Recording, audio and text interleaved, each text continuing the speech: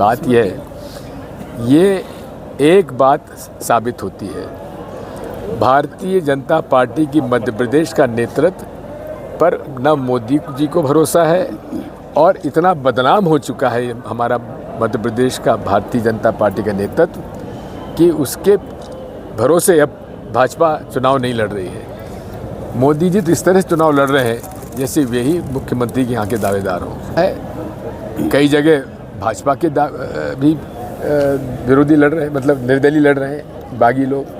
तो ये कोई बड़ी बात नहीं है, बागियों को वोट मिलने वाला नहीं है चुनाव, पार्टी के चाहे किसी पार्टी के हो।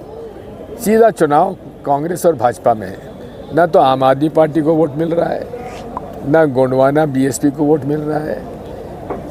सीधा चुनाव कांग्रेस भाजपा के बीच में है और भाजपा के खिलाफ जो एक जन आक्रोश है उसका लाभ कांग्रेस पार्टी को मिलेगा। देखिए, बात ये मैं कहता हूँ कि मोदी जी महंगाई के बारे में कुछ नहीं बोलते, बेरोजगारी के बारे में कुछ नहीं बोलते, मध्य प्रदेश में जो भ्रष्टाचार हुआ उसके बारे में कुछ नहीं बोलते, मध्य प्रदेश में जो कर्जा बढ़ता चला गया राज्य सरकार पर उसके बारे में कुछ नहीं बोलते, जो यहाँ पर भ्रष्टाचार के साथ साथ स्पष्ट तौर पे जो अनुसूचित जाति और जनजाति के ऊपर हुए अत्याचार उसके बारे में कुछ नहीं बोलते।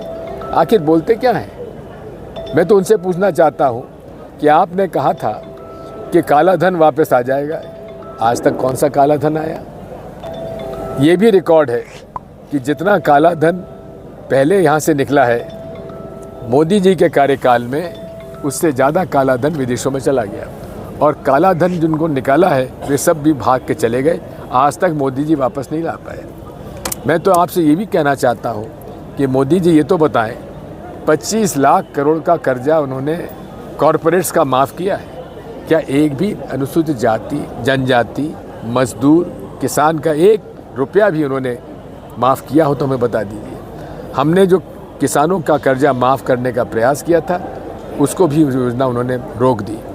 इसलिए साथियों, ये लोग ध्यान भटकाने जो मूल समस्या महंगाई है, मूल समस्या बेरोजगारी है, मूल समस्या इस देश में बढ़ते हुए अन्याय अत्याचार की है।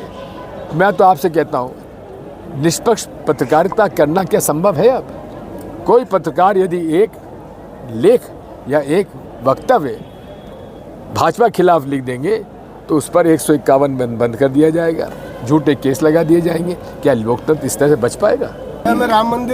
ईडी का, आईटी का, सीबीआई का उपयोग तो ऐसा किया जा रहा है कि हर कांग्रेस की नेता पर ईडी आ रही है, आईटी आ रही है, सीबीआई आ रही है।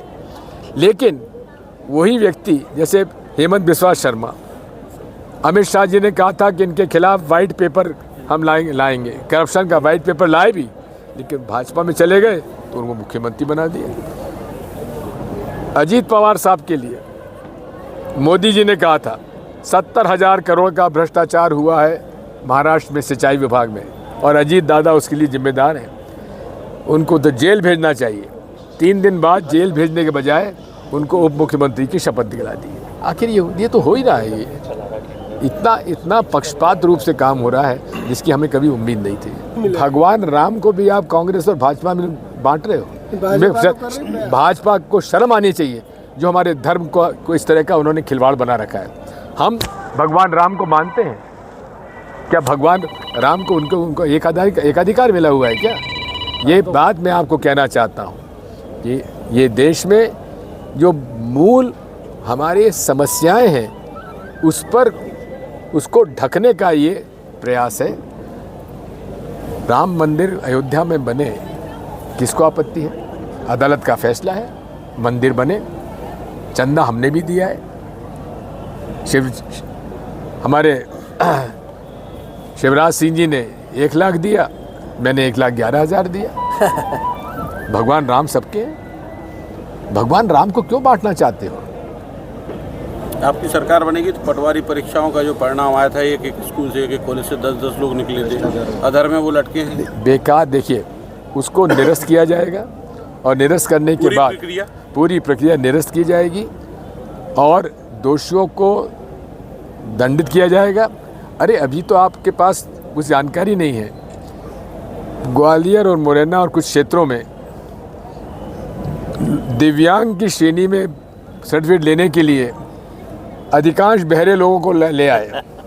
अब जो अच्छा खासा सुन रहे हैं उनको भी बहरा साबित कर दिया।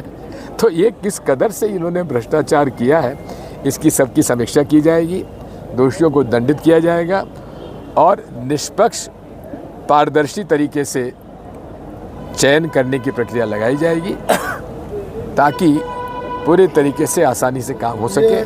कौन ने? मोदी जी ने लगा। देखिए मोदी जी किस स्तर पर पहुंच गए हैं ये बात अब आप समझ रहे हैं। कोई प्रधानमंत्री इस देश का इस स्तर की बात करता है कभी भी? ये उनके मन में जो निराशा है, जो हताशा है, वो प्रदर्शित करती है इस तरह के बयान। जानकारी आपके पास है। हमारे वचन पत्र कितने आकर्षक है, वो सब बातें आपके पास मौजूद हैं। महंगाई चरम सीमा पर पहुंच रही है। लाडली बहना के बारे में कहा जाता है कि इसका बड़ा असर है, स्वाभाविक है इसका असर होना, लेकिन ये भी हमें बताना आवश्यक है कि ये योजना कोई भारतीय जनता पार्टी की योजना नहीं है, ये कांग्रेस पार्टी की योजना है जो हम लोगों ने कर्नाटक में लागू कर दी थी, जो हमने हिमाचल प्रदेश में लागू कर दी थी। उस योजना को चुराकर वो श्रेय अपना ले रहे हैं। अगर लाडली बहना के आपको याद था, आपको इतनी ही फिक्र थी तो पहले क्यों नहीं किया? 2003 में क्यों नहीं की? 8 में क्यों नहीं की? 13 में क्यों नहीं किया? 18 में क्यों नहीं किया? अब 23 का चुनाव जब आ रहा है उसके 3-4 महीने पहले आपने लाडली बहना योजना लागू की। इसका मतलब साफ है कि चुनाव के ये लुभाने का एक प्रयास है। हम लोग स्वयं अगर सरकार कांग्रेस पार्टी की बनती है तो महिलाओं के लिए प्रति माह 1500 रुपये उनके खाते में पहुंचेंगे। गैस की टंकी 500 रुपये में मिलेगी और बिजली का बिल 100 यूनिट तक माफ और 100 यूनिट के ऊपर 1 रुपया प्रति यूनिट जब दिया जाएगा। ये सब बातें हमारे घोषणा पत्र में हैं, जिसका उल्लेख आपको अपने अपने परिवार में, अपने मोहल्ले में, अपने वार्ड में करना आवश्यक है। मैं आपसे पूछना चाहता हूँ, यहाँ कितने बूथ लेवल एजेंट मौजूद हैं? जरा खड़े हो जाइए। Booth level BLA